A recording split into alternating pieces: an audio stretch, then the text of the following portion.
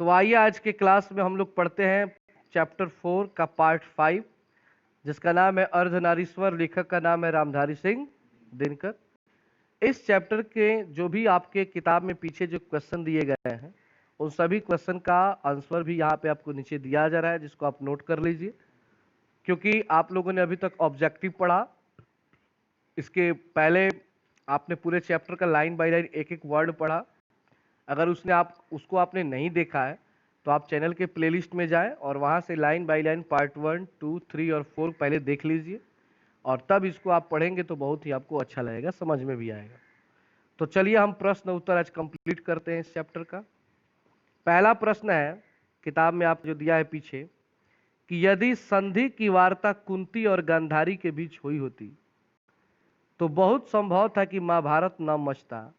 लेखक के इस कथन से क्या आप सहमत हैं? अपना पक्ष रखें।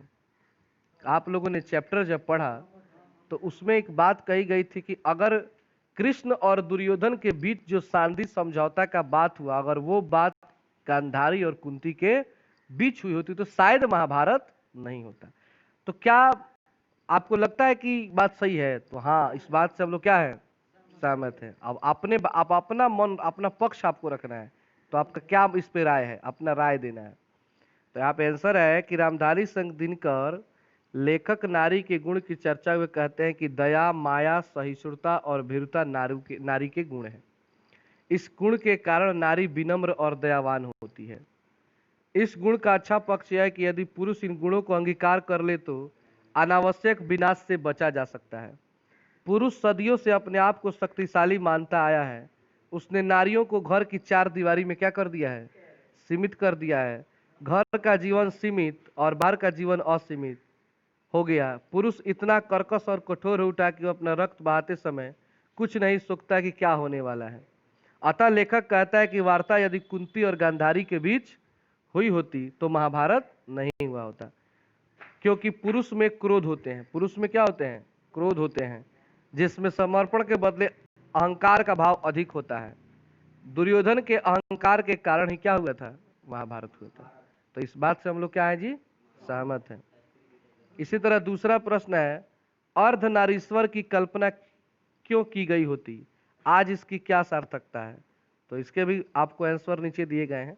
देखिए, आंसर आपको थोड़े बड़े बड़े लगते होंगे, लेकिन आप पूरा पूरा लिखेंगे और अपने शब्दों में कहानी को पहले आप समझिए। पार्ट 1, पार्ट 2, 3 को देखिए, कहानी के आधार पर क्वेश्चन के अर्थ को समझिए, उत्तर को समझिए और अपने अनुसार उसे लिखने का प्रयास कीजिए, और बेटर रहेगा वो। तीसरा प्रश्न है, रविंद्रनाथ प्रसाद और प्रेमचंद्र के चिंतन के दिनकर क्यों असंतुष्ट हैं?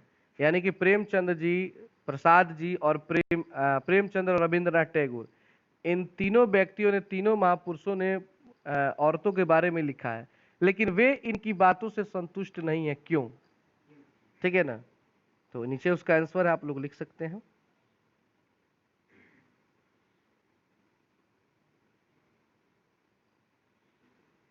अगला प्रश्न है, प्रवृत्ति मार्ग और निवृत्ति मार्ग क्या है?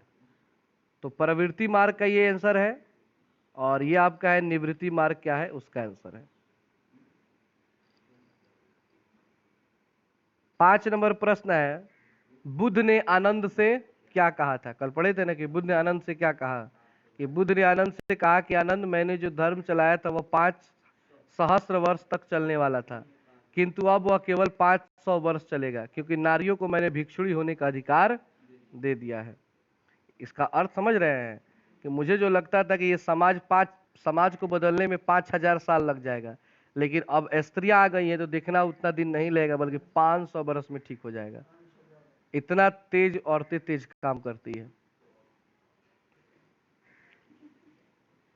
6 नंबर प्रश्न है, स्त्री को अहेरिन, नागिन और जादूगरनी कहने के पीछे क्या मंशा होती है? क्या ऐसा कहना उचित है? क्या स्त्री को नागिन कहना चाहिए? स्त्री को जादूगरनी कहना चाहिए? ये सही बात नहीं है, क्योंकि पुरुष कहीं ना कहीं नाग है, कहीं ना कहीं जादूगर है, डायना है। 7 नंबर प्रश्न है, नारी के पराधीनता कब से आरंभ हुई?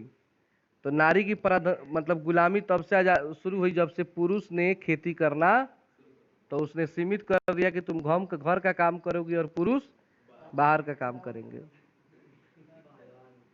8 नंबर प्रश्न है, प्रसंग स्पष्ट करें। यहाँ पे एक लाइन दिया गया है और उसका व्याख्या करना है। क नंबर है, प्रत्येक पत्नी अपने पति को बहुत कुछ उसी दृष्टि से देखती है जिस दृष्टि से लता अपने वृक्ष को देखती है। ख नंबर है, जिस पुरुष में नारीत्व नहीं वह अपूर्ण है, यानी कि जिस व्यक्ति के अंदर नारी का गुण नहीं है वो पूर्ण रूप से जीवन नहीं जी रहा है। 9 नंबर प्रश्न है, जिसे भी पुरुष अपना कर्म क्षेत्र मानता है वह नारी का भी कर्म क्षेत्र है, कैसे? यानी जो काम पुरुष कर सकता है वो स्त्री भी कर सकती है, कैसे? तो उसका एक्सप्लेनेशन नीचे किया गया है।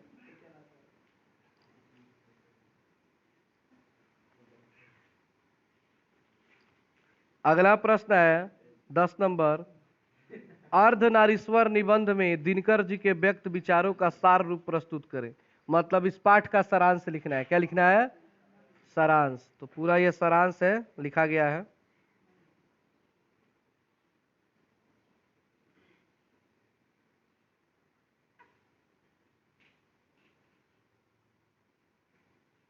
तो इस तरह से आज के लिए इतना ही। आपके ये 10 प्रश्न उत्तर समाप्त होते हैं। इसके बाद वाले क्लास में हम लोग इस पाठ का सारांश जानेंगे। तो सारांश के लिए देखिए कोई विशेष नहीं, ये भी सारांश ही है, लेकिन इस क्वेश्चन के जगह जो मैं इसके बाद वाला लाऊंगा सारांश, वो छोटा सा है, उसको भी आप लिख देंगे क्वेश्चन नंबर 10 में, तो आपका काम हो जाएगा। तो आज के लिए इतना ही।